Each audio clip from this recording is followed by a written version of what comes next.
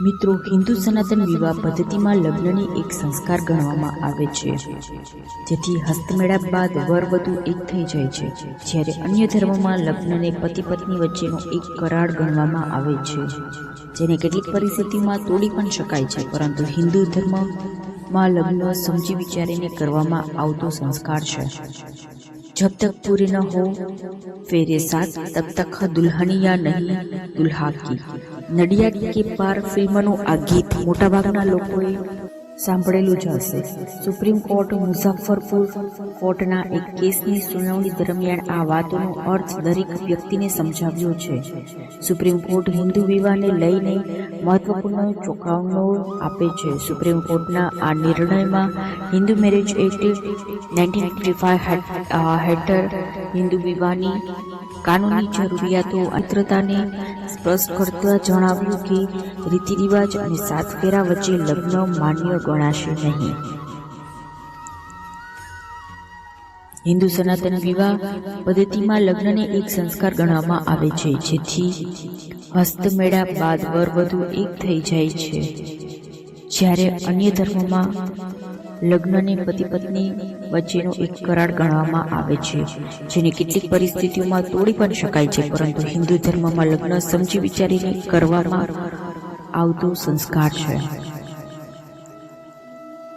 હિન્દુ ધર્મમાં લગ્ન સંસ્કાર કરતા પૂર્વ વર કન્યા સહિત દરેક પક્ષોની સમિતિ લેવાની પરંપરા છે. હિન્દુ લગ્નમાં પતિ પત્ની વચ્ચે શારીરિક સંબંધ ઉપરાંત આત્મિક સંબંધનું વધારે મહત્વ હોય છે. આ સંબંધને અત્યંત પવિત્ર ગણવામાં આવે છે. જ્યોતિ આચાર્યએ ઉદાહરણ આપતા જણાવ્યું કે માની લો કે વરનું નામ મનીષ છે, તો વૈદિક મંત્ર દ્વારા કન્યાના નામને મનીષતા નામ નીમ કન્યામ થઈ જાય છે. એનો અર્થ હસ્તમેળાપ સંસ્કાર વખતે કન્યાનું નામ જ નહીં, તેનું ગોત્ર પણ બદલાઈ જાય છે. તેમણે આગળ જણાવ્યું કે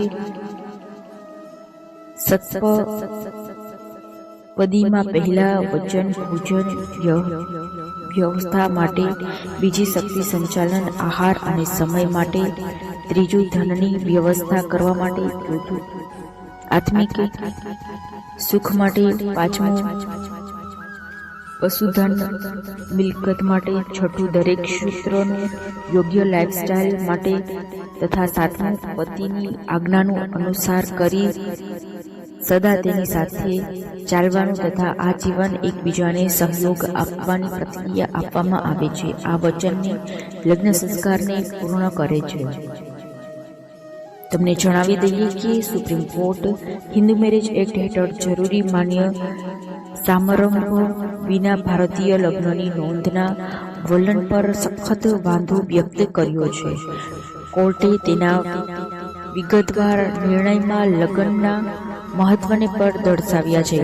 કોર્ટે કહ્યું કે ભારતીય સમાજમાં એક સંસ્થા તરીકે લગ્નનું ખૂબ મહત્વ છે, તેથી યુગલોને માત્ર કાગળની નોંધણી માટે જવા માટે પ્રોત્સાહિત ન કરવા જોઈએ.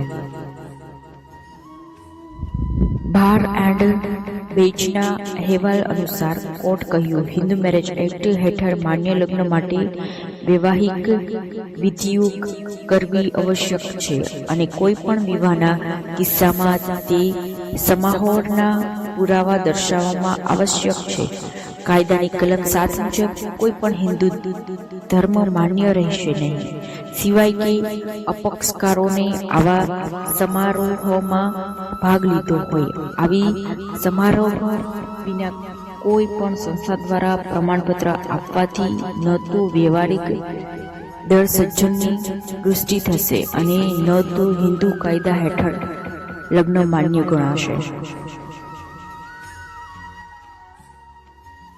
જસ્ટિસ બીવી નાગલરત્ન અને જસ્ટિસ ઓર્ગેનિક જ્યોર્જ મહીની બેચ 19 એપ્રિલના સદભરમાં મહત્વપૂર્ણ આદેશ આપ્યો હતો. ખંડપીઠે વ્યક્તિ યુવક યુવતીઓને લગ્ન પહેલા લગ્નના સંસ્કારો અને ભારતીય સમાજમાં આ સંસ્કારો કેટલા પવિત્ર છે તેના વિશે ઊંડાણપૂર્વક વિચારવા વિનંતી કરી છે. મિત્રો, આ વિડીયો અમને આપેલી માહિતી અને સૂચના મુજબ તથા ધર્મ માન્યતાઓ પર આધારિત છે. જે અમને માહિતી મળેલી છે તે અનુસાર અમે આ વિડીયો બનાવેલો છે. રાધે રાધે.